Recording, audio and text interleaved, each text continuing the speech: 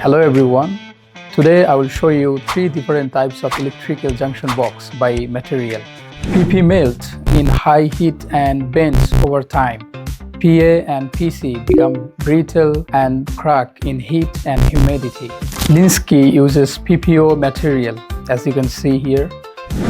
It won't melt, bend or crack under the long-term pressure or temperature changes. It withstands 80 degrees Celsius to 150 degrees Celsius UL standard. It also highly resistant to water, acid and corrosive chemicals, great for wet environments.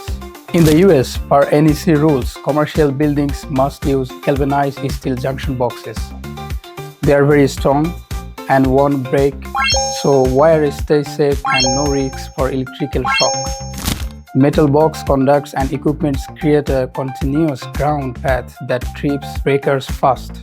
Galvanized steel also blocks electrical interference very well. Among metal junction boxes, die-cast aluminum boxes work better in extreme conditions. They are very strong, shock resistant, and can handle heavy impact and pressure, heat rejection, block electrical interference, resistant kerosene, and are lighter than steel. They do cost more and need proper grounding and are not good with strong chemicals.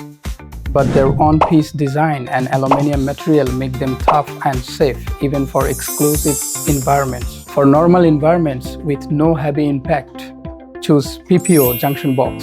And for the office, malls, schools, light industry and grounded equipment, choose galvanized steel boxes. And for the heavy industry, vibration, extreme condition, choose die-cast aluminum boxes. Do you want to learn more about junction boxes? Drop your question in the comments.